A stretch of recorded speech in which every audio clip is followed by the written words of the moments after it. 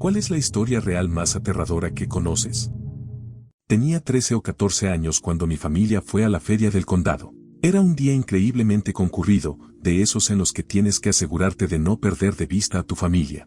Estábamos en la sección de las montañas rusas infantiles y mi tía y mi papá estaban discutiendo por algo ridículo, así que todos estábamos bastante distraídos tratando de calmarlos. De pronto, mi mamá grita: «Sígueme, ahora».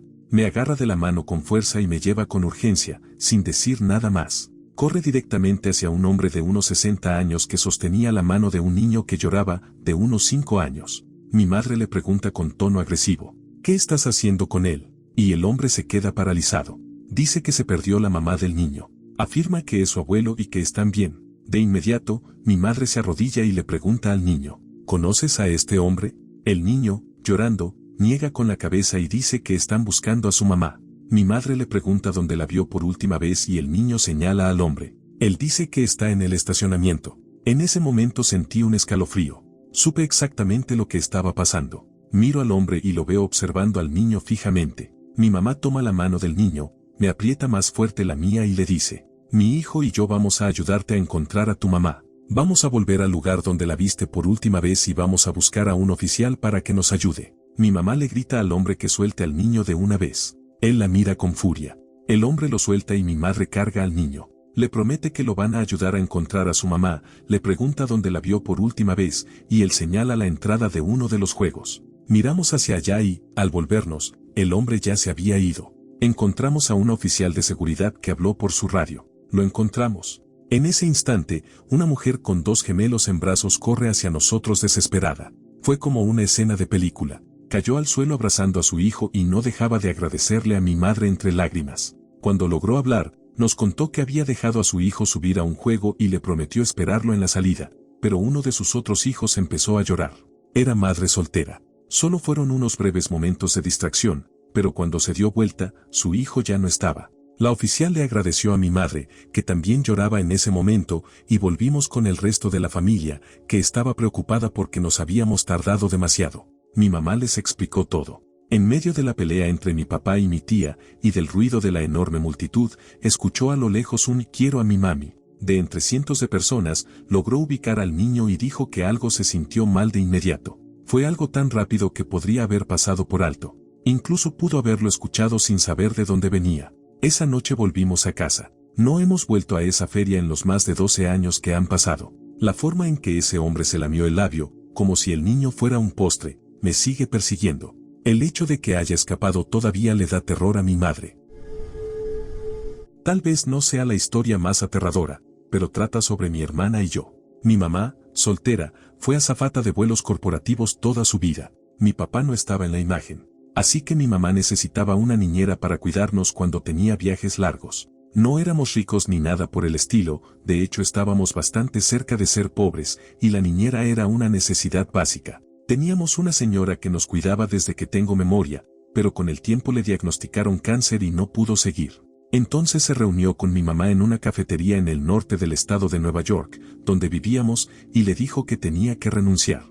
Pero le comentó que había contactado a una conocida llamada Karen para que se entrevistara con ella y posiblemente la reemplazara. Toda esa conversación se dio en público, en la cafetería. Una mujer desconocida escuchó toda la charla y se presentó en el lugar y la hora acordados para la entrevista, haciéndose pasar por Karen. La verdadera Karen nunca se presentó. Esto fue probablemente en 1991-1992, antes de que existiera Internet. Al parecer, la entrevista salió bien, mi mamá la contrató, y nunca volvimos a hablar con la niñera original. Hasta que pasaron unos 5 años. Resulta que la niñera original no había muerto de cáncer y se encontró con mi mamá en el centro comercial. Mi mamá le agradeció por la recomendación y le dijo que Karen estaba funcionando de maravilla. Pero ella le explicó que su amiga había tenido que mudarse a otro estado y que nunca fue a la entrevista. Pensó que como mi mamá no la llamó, había contratado a otra persona. Una completa desconocida cuidó de mi hermana y de mí desde que teníamos unos 5 hasta los 10 años. Hicimos viajes por carretera con ella, tenía su propia habitación en nuestra casa. No tenía familia, nunca conocimos a ninguno de sus amigos. Nos cuidaba por semanas enteras mientras mi mamá estaba volando. Así que mi mamá volvió a casa después de encontrarse con la niñera original y la confrontó. La mujer rompió en llanto y le confesó que en ese momento estaba pasando por una mala etapa y necesitaba un trabajo. Dijo que se había encariñado con nosotras y que amaba ser nuestra niñera. Supongo que mi mamá pensó, bueno, ya lleva años cuidándolas y siguen vivas. Así que siguió siendo nuestra niñera hasta que fui lo suficientemente grande para cuidar a mi hermana yo solo. Estaba manejando de regreso a la universidad desde Boise hacia Eugene después de las vacaciones de primavera cuando recogía un autoestopista. Al principio era alegre y amistoso, pero con el paso de los kilómetros su actitud cambió de amigable a dominante y desagradable. Paré para cargar gasolina e ir al baño, y él me dijo que dejara las llaves en el auto cuando saliera, lo cual me alertó de inmediato, así que me las llevé conmigo. Cuando entré a pagar, él ya estaba ahí y le pidió al cajero que sumara un paquete de cigarrillos a mi cuenta. Le dije que no iba a pagarle ningún cigarrillo. Luego, antes de volver al auto, le dije que buscara otro viaje. Se metió de nuevo y me gritó que me callara y manejara. Ninguno habló en los siguientes 80 kilómetros hasta que casi estalla gritando maldito cabrón, necesito un cigarro. Le respondí que la única forma de conseguir uno era bajarse del auto y encontrar otro viaje, lo cual lo hizo callar por un rato. Después de pasar Salem empezó a ponerse nervioso y dijo que tenía que estar en Los Ángeles para el día siguiente. Le dije que no tendría problema consiguiendo otro aventón cerca de Eugene. A unos 16 kilómetros de la salida, me dijo que yo lo iba a llevar hasta Los Ángeles o si no, iba a ver. Unos 8 kilómetros después, un patrullero estatal nos pasó por al lado, y él me dijo que bajara la velocidad y lo dejara pasar. En cambio, aceleré, me metí delante de la patrulla y empecé a frenar repetidamente, mientras él gritaba que parara y que dejara pasar al patrullero. El policía se colocó detrás de nosotros y encendió las luces. El tipo temblaba y me dijo que no hiciera ni dijera nada estúpido. Apenas el auto se detuvo, agarré las llaves, salí corriendo y me fui directo al patrullero para contarle lo que estaba pasando. Esperó a que llegara otra patrulla y luego sacaron al tipo de mi auto apuntándole con armas. Mientras lo llevaban al patrullero, gritaba que debió haberme desvivido antes. Unos días después, el oficial me llamó para pedirme más detalles desde el momento en que recogí al hombre hasta que fue arrestado. Me dijo que tenía 3 órdenes de arresto por quitarle la vida a 3 personas y que, de no haber hecho lo que hice para llamar su atención, no dudaban que yo habría sido la siguiente víctima. Fue extraditado a Texas por 2 de esos hechos. Tuve pesadillas durante años por ese día.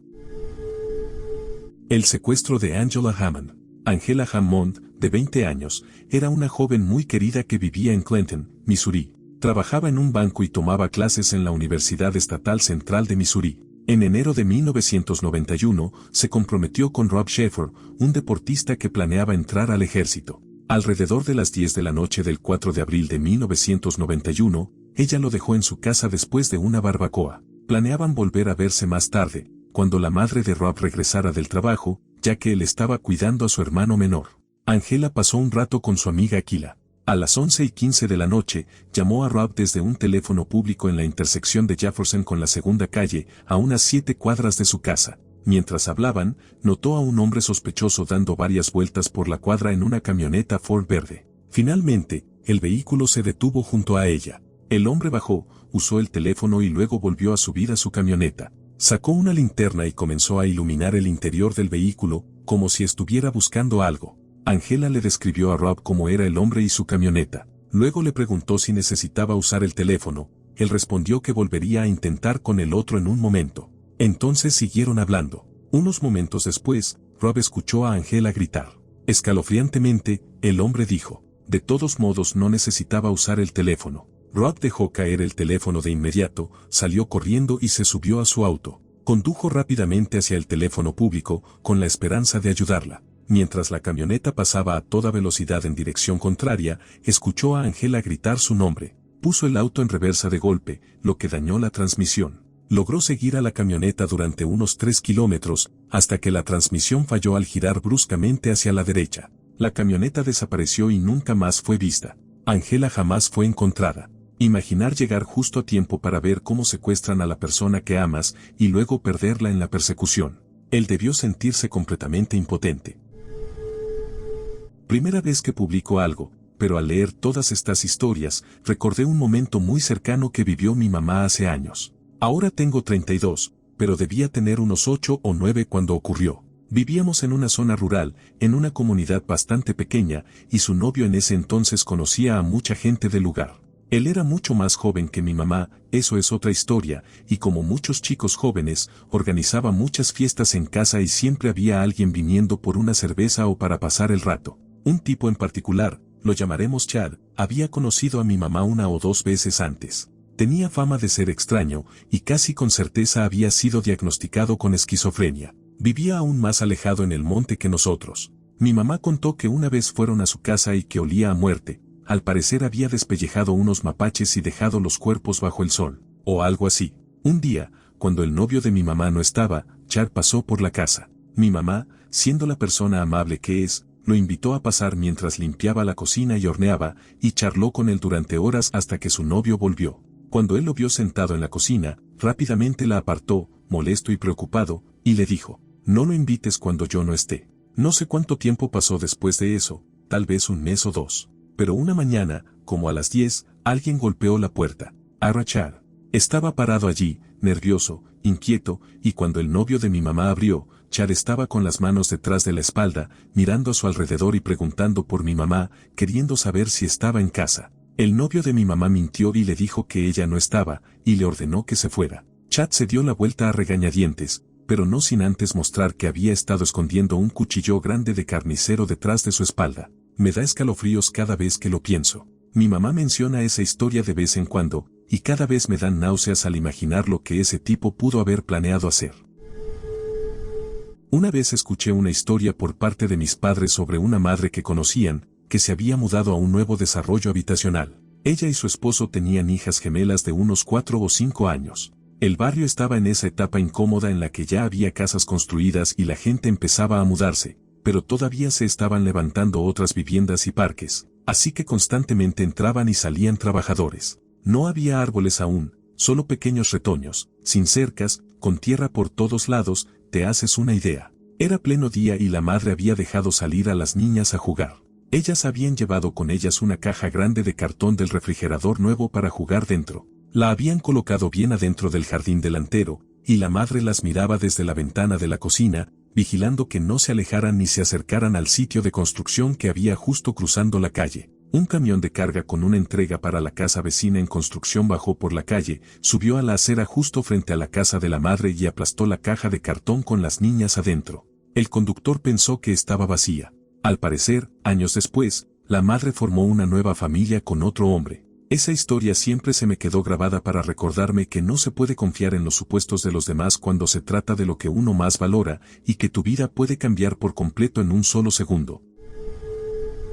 El secuestro de Sharon Lee Gallegos. Sharon fue secuestrada cuando se encontraba en un callejón detrás de su casa, en Nuevo México, justo antes de las 3 de la tarde del 21 de julio de 1960. 2 niños que estaban con ella declararon que un hombre y una mujer llegaron en un auto verde viejo y sucio, posiblemente un Dodge o Plymouth oscuro de 1951 o 1952. Le ofrecieron comprarle dulces y ropa si se subía al auto con ellos. Cuando Sharon se negó, la arrastraron dentro del vehículo y huyeron, girando hacia el oeste en la calle Quinta hasta desaparecer. El secuestro fue reportado de inmediato y, en aproximadamente una hora, la policía instaló retenes para intentar detener el auto verde en la frontera entre Texas y Nuevo México, pero sus esfuerzos no tuvieron éxito. Nunca se volvió a saber nada de Sharon. El hombre fue descrito como un caucásico delgado, de piel clara, nariz larga y cabello lacio de color arena. La mujer fue descrita como baja, con sobrepeso, cabello rubio sucio y gafas. Tenía alrededor de 30 años. Testigos informaron que una mujer con esa descripción había sido vista en el vecindario haciendo preguntas sobre Sharon, su madre y su hogar.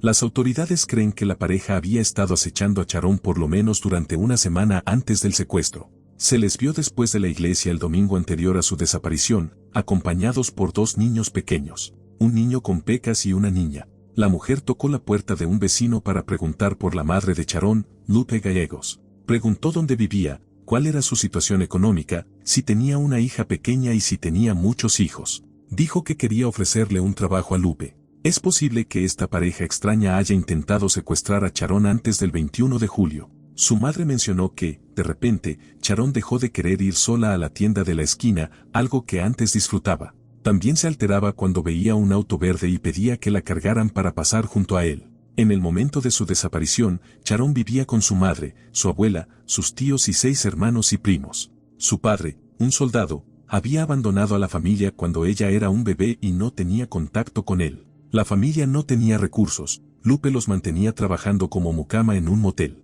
En la casa no había teléfono y nadie se comunicó jamás para pedir un rescate. Los secuestradores de Sharon nunca fueron identificados y su caso sigue sin resolverse. No sé, pero me pone los pelos de punta pensar que la estuvieron siguiendo durante días y que ella lo presentía. Es inquietante. Vuelo 522 de Helios Airways. Era un vuelo desde Lárnaca, Chipre, hacia Praga, República Checa, el 14 de agosto de 2005. El avión despegó con normalidad y ascendió hasta su altitud de crucero, pero poco después, los pilotos contactaron por radio para pedir ayuda con un problema técnico, ya que una alarma sonaba en la cabina. Tras varios mensajes con tierra, en los que ya parecían desorientados y confundidos, dejaron de responder. El avión siguió volando en piloto automático y eventualmente comenzó a dar vueltas en círculo. Al no poder establecer contacto, se enviaron 2 cazas para interceptar e investigar. Al acercarse, observaron que el avión seguía volando, pero no había señales de vida en la cabina de pasajeros, y los pilotos estaban desplomados en sus asientos. Finalmente, mientras los cazas seguían observando, un solo tripulante entró en la cabina y se sentó frente a los controles. Sin embargo, no pudo comunicarse por radio ni responder.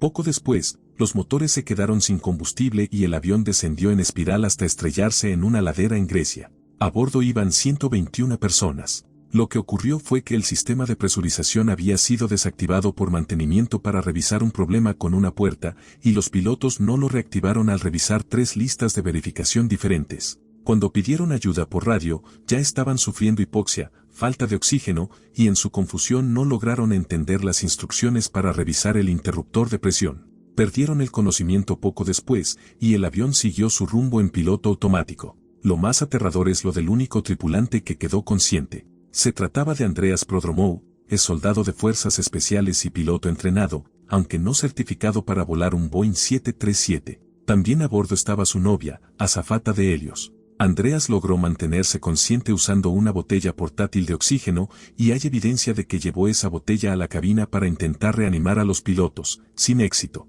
Para cuando logró entrar al cockpit, ya era demasiado tarde. Fue él quien intentó tomar el control del avión justo antes de que se agotara el combustible. La grabadora de voz captó 5 llamados de auxilio realizados por él, pero no sirvieron de nada. Estaba en la frecuencia incorrecta y fuera del alcance de cualquier receptor. Estar completamente solo en un avión con 120 personas inconscientes, incluida la mujer que amas, sabiendo que quizás algunos aún estén vivos y que tú eres su única esperanza, luchando por mantenerte despierto mientras tu cuerpo sufre por la falta de oxígeno, intentando controlar una aeronave que no sabes pilotar, es algo profundamente aterrador. Y cuando los motores se apagaron, quedó claro que no había salvación. La última acción conocida de Andreas fue desviar el avión para evitar Atenas y dirigirlo hacia una zona despoblada.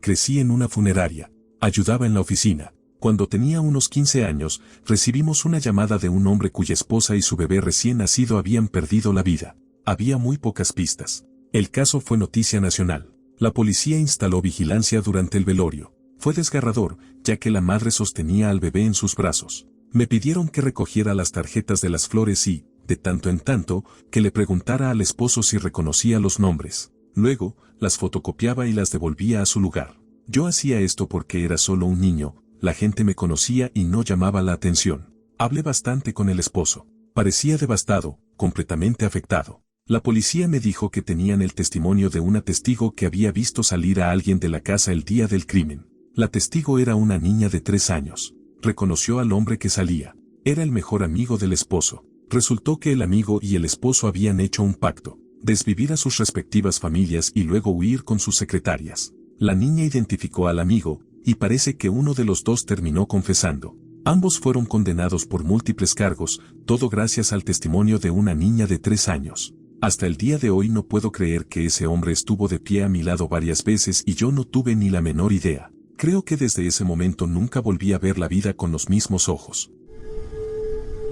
Esta historia no es necesariamente lo que muchos considerarían aterradora, pero es algo que no he podido sacar de mi mente desde que ocurrió y necesitaba desahogarme. Cuando era más joven, tenía un amigo, 16, con un juicio muy pobre. Estaba cegado por el amor hacia una amiga en común, 17, con quien terminó teniendo un hijo. Me hablaba todo el tiempo sobre sus planes a futuro, sus metas compartidas para asegurarle un buen comienzo a su hijo por nacer y lo feliz que estaba con ella, y ella con él. Cuando nuestra amiga tenía unos 5 meses de embarazo, se fue de vacaciones familiares a Alemania, donde le fue infiel con el hijo de un amigo de su padre. Al volver del viaje, terminó la relación con mi amigo y, para sorpresa de ambos, había traído consigo al chico con el que le había sido infiel. Él quedó devastado por esa decisión tan abrupta y transformadora. El tiempo pasó, igual que nuestra amistad y las conversaciones sobre su deseo de estar presente en la vida de su hijo. Cuando nació, él estuvo en la sala, sosteniendo una de las piernas de su ex, mientras el nuevo novio sostenía la otra. Cuando su hija tenía unos 3 meses, recibió una llamada de su ex mientras estábamos juntos en el parque de skate. Según me contó, ella fue muy directa y fría al decirle que tenía que ir al hospital infantil porque algo le había pasado a su hija. Nos subimos a mi camioneta lo más rápido posible y volamos hacia el hospital. Al llegar, localizamos la habitación donde estaba la niña y subimos las escaleras del hospital a toda prisa. Al llegar al piso, había 3 personas esperándonos. 2 detectives y un representante de servicios de protección infantil. Mi amigo estaba confundido cuando le pidieron si podía hablar un momento. A partir de ahí ya no me permitieron acercarme ni a él ni a la habitación, así que esperé en el vestíbulo. Su hija había sido víctima de abuso físico muy grave. Los investigadores interrogaron también a la madre, pero parecía que estaban más enfocados en mi amigo. Él me contó que intentaron confundirlo con preguntas enredadas y con información falsa sobre el estado de su hija. Después del interrogatorio con los investigadores y el representante de servicios sociales, lo dejaron ver a su hija en la habitación, que estaba llena de familiares de su ex, quienes lo atacaron de inmediato con insultos y hasta lo confrontaron físicamente. Como era de esperarse, las emociones estaban a flor de piel y nadie entendía cómo había pasado eso. Me contó que, una vez que todos se calmaron, hubo un largo silencio, hasta que la madre de su ex admitió que a veces jugaba un poco brusco con la niña. Es importante mencionar que esa mujer dependía fuertemente de medicamentos para el dolor debido a sus graves problemas de salud. Esa confesión fue escuchada no solo por mi amigo y la familia de su ex, sino también por la enfermera, el doctor y el representante de servicios sociales presentes durante la revisión. Después de todo lo ocurrido en el hospital, la situación de mi amigo cambió drásticamente. Servicios Sociales abrió un caso contra él y su ex que duró 3 años. Durante ese tiempo, la niña quedó bajo custodia del Estado. Al no encontrarse culpabilidad ni en él ni en la madre, ninguna persona fue declarada culpable del abuso, la niña fue devuelta a su madre, quien luego inició una batalla legal de otros 3 años para quitarle los derechos como padre, alegando inestabilidad mental, sin pruebas, consumo de sustancias y falta de protección a su hija. Lo retrataron como un drogadicto narcisista, maltratador de niños con comportamientos sociopáticos. Fue torturado por el sistema y, como su principal apoyo, yo también sufrí a su lado. Esa experiencia lo afectó de la peor manera posible. Tiene tanto miedo de hablar con profesionales sobre el trauma que vivió, que teme que cualquier cosa que diga quede documentada y refuerce las acusaciones de su ex sobre su salud mental, lo que podría hacerle perder el régimen de visitas que tanto luchó por conseguir. Entiendo de dónde viene ese miedo, pero también creo que se ha desconectado mucho de la realidad como mecanismo de supervivencia. Intento seguir en contacto con él, pero ya desconfía de las llamadas y de comunicarse en general. Para sobrellevarlo, me dice que hace música, aunque nunca he escuchado nada de lo que compone.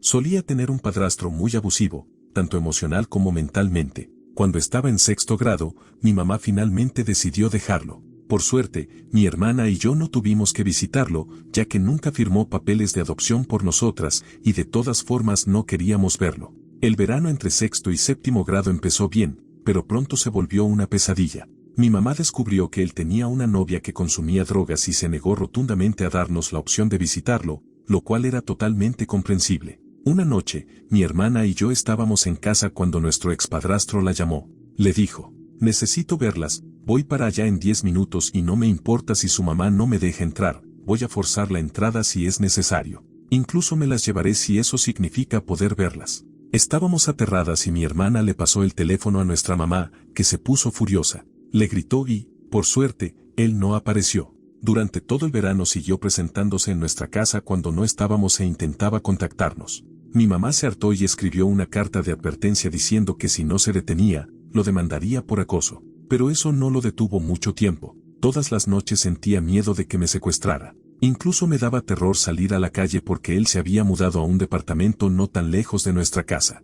Tenía 12 años y temía por mi seguridad, además de tener una depresión y ansiedad severas. Ya han pasado varios años y no he vuelto a saber de él. Finalmente dejó a mi familia en paz. Aún vive en la misma ciudad que yo, pero ya no le tengo miedo. Lo que siento ahora no es temor ni paranoia, sino rabia y odio. Ya no puede hacerme daño, y sé cómo desarmarlo. Si estás lidiando con alguien abusivo, ya sea emocional o mentalmente, intenta mostrarte como alguien que no se deja afectar por sus palabras. Una noche, estaba lavando ropa en la lavandería del complejo de departamentos donde vivía, cuando noté un punto láser moviéndose por la pared.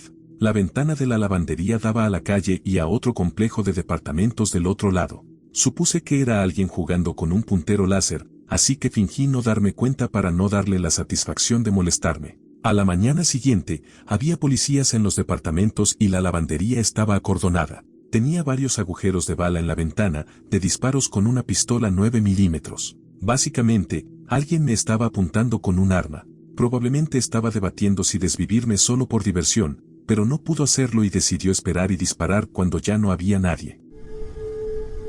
El Blue Hole, o agujero azul, es una dolina submarina de 100 metros de profundidad en la costa del Mar Rojo, a unos 8 kilómetros al norte de Dahab, Egipto. Su apodo es el cementerio de los buceadores. Los locales dicen que más de 200 personas han muerto ahí en los últimos años, muchos intentando atravesar el arco submarino. Muchos buzos certificados creen que pueden bajar un poco más sin saber que eso requiere mezclas especiales de gases, equipo de flotabilidad específico y entrenamiento avanzado, incluso para solo unos metros más de profundidad.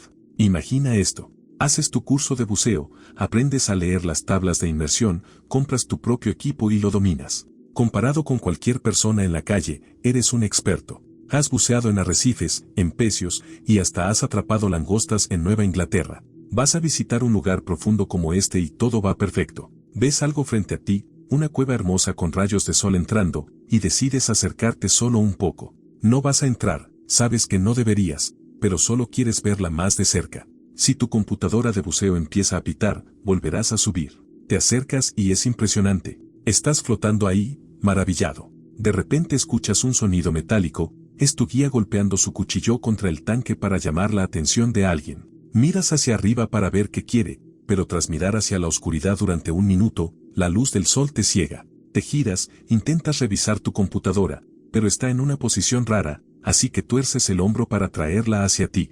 Está pitando y en la pantalla parpadea Go Up, sube. Intentas ver la profundidad y el nivel del tanque, pero los números no se quedan quietos. Te frustras, los dejas y comienzas a subir. Pero el Blue Hole es más grande que cualquier sitio donde hayas buceado antes y la visibilidad es 10 veces mejor que en las aguas oscuras del San Lorenzo. No te das cuenta de que al bajar un poco más para mirar el arco, en realidad descendiste casi el doble. El agua tan clara distorsionó tu sentido de la distancia, y mientras admirabas el arco, no tenías ningún punto de referencia visual cercano. Más profundidad es igual a más presión. Tu chaleco, BCD, lleno de aire para controlar tu flotabilidad, se comprimió levemente. Estabas descendiendo sin notarlo. Fue ahí cuando el guía empezó a hacer ruido, y al mirar hacia la luz solo te cegaste más, perdiendo toda noción de movimiento o posición. Tu chaleco se comprimía y tu computadora no estaba donde esperabas. Torciste tu cuerpo mientras la buscabas. Esos 10 segundos de confusión te hicieron seguir bajando,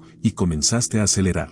No escuchaste el pitido ni pudiste entender la pantalla claramente porque ya estabas sufriendo narcosis por nitrógeno. Estabas borracho de profundidad.